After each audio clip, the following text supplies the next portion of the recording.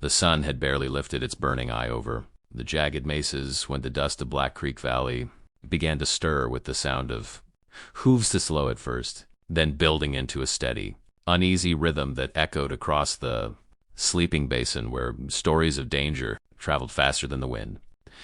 And on that peculiar morning, the land itself seemed to sense something was wrong, something twisted and cruel hanging in the air, something that did not belong to the honest suffering of Rant, life, or the simmering tension between settlers and the Apache Nation. It was a feeling like a warning whispered by the earth, and John Rodan, the solitary rancher who rose before dawn every day of his life, felt that dark tremor deep in his bones as he saddled his old buckskin horse, Ranger, preparing to ride out toward the southern grazing lines. But before he could even swing himself fully into the saddle, he saw them 5 flickering shapes in the distance. No, not shapes, movements. Shadows of people clinging desperately to what looked like trees or poles, rising near the creek bends. And John squinted hard, leaning over the fence rail, trying to make out if his eyes were deceiving him. But the horror sharpened, real and undeniable. 5 young Apache women strong, proud, beautifully fierce, in their own right, were hanging painfully, upside down from makeshift wooden frames, their ankles bound with coarse rope, their long black hair brushing the dirt, their faces pale from blood rushing downward, their breaths shallow and ragged, their hands tied behind them, and above each woman were symbols carved into the postmarks of a gang John thought he'd never see again, the Jackdaw Outlaws.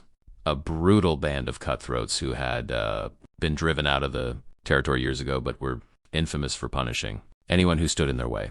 John's heart thudded in his chest, for he knew the Apache women did not deserve this, and the Jackdaws had no right laying claim over anyone's life. Especially not these 5, who he now recognized faintly from stories he'd heard in town, the Wind Sister Circle, a group of young Apache women who worked as cultural envoys between their tribe and the settlements, often helping translate, negotiate, and keep the peace at the borderlands. And for them to be treated this way meant only one thing: someone wanted war. With a jolt of urgency, John spurred Ranger into a gallop, dust exploding behind them as they raced toward the suspended women, his mind calculating every possible scenario, every danger hiding in the brush, every trap the Jackdaws were notorious for leaving behind. He slowed only when he reached the first woman, who seemed barely conscious, her lips dry and quivering, her voice a hoarse whisper of pain as she tried to open her eyes. And John's jaw tightened with fury, but he forced his hand steady as he pulled out his knife and cut the rope at her ankles, lowering her gently to the ground, whispering, "You're safe now, ma'am. Breathe slow.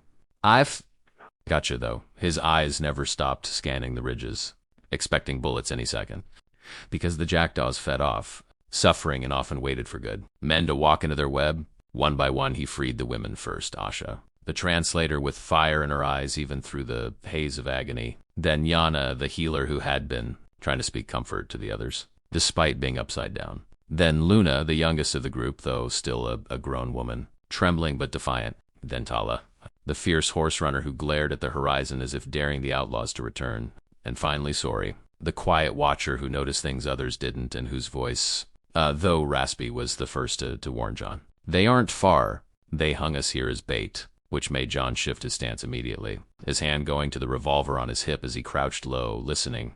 For a few long seconds there was only the wind, the creak, and the slow pulses of the recovering women. Then a whistle-soft mocking, the kind of sound that crawls under a man's skin before the danger fully reveals itself, and John pivoted sharply, drawing his gun just as 3 Jackdaw riders emerged from behind the mesquite brush, rifles raised, smirking with the kind of arrogance only cowards possess. And their leader, Pike Murdell, a man John once nearly killed in a dispute over stolen cattle, grinned through yellow teeth and spat into the dirt. "Well, well," Pike drawled, "if it ain't Johnny Roden, savior of womenfolk.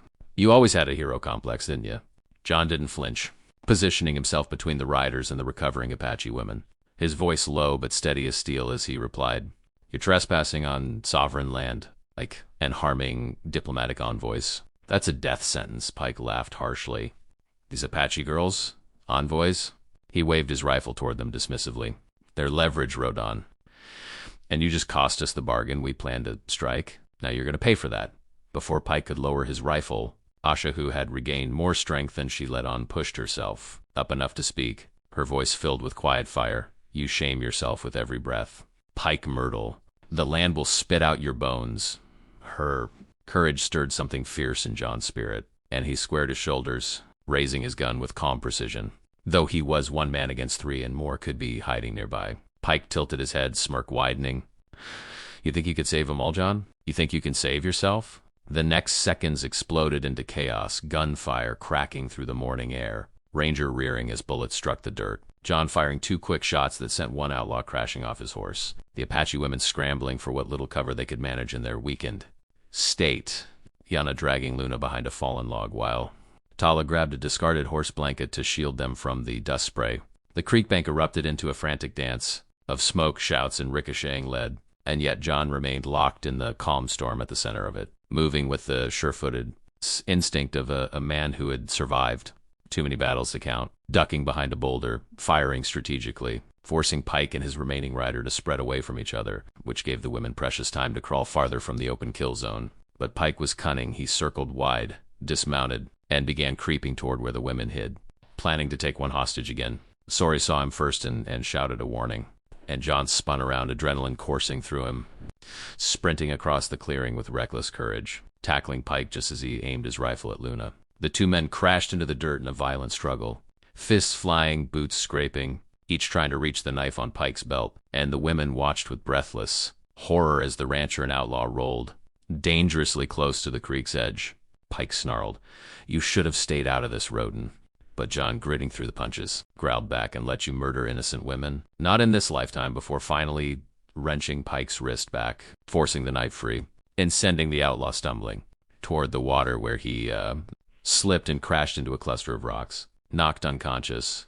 Meanwhile, Tal, using what strength she had left, grabbed Pike's fallen rifle and slammed the butt into the face of the last jackdaw rider just as he charged her hiding plates. The dust settled slowly, painfully, and John stood there panting, his shirt torn, knuckles bloodied but alive. And more importantly, the women were alive, though shaken and exhausted. He walked back to them cautiously. His voice softened from the adrenaline drain as he said, "We need to move. They don't ride in threes. More will be coming." Asha nodded.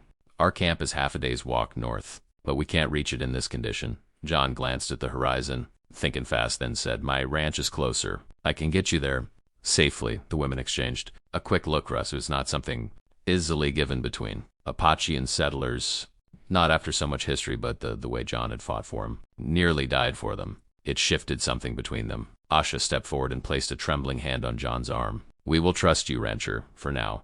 The spirits guide your steps." He nodded, helping them mount Pike's captured horses, and together they rode toward the Roden ranch, leaving behind the broken framework, where cruelty had nearly claimed 5 innocent women, as they disappeared over the ridge. The wind carried away the last traces of battle, but John felt an uneasy weight settle in his gut, a warning he couldn't ignore. The jackdaws would not let this humiliation stand. War was coming again to the frontier, and he had just placed himself and 5 brave Apache women squarely in its path.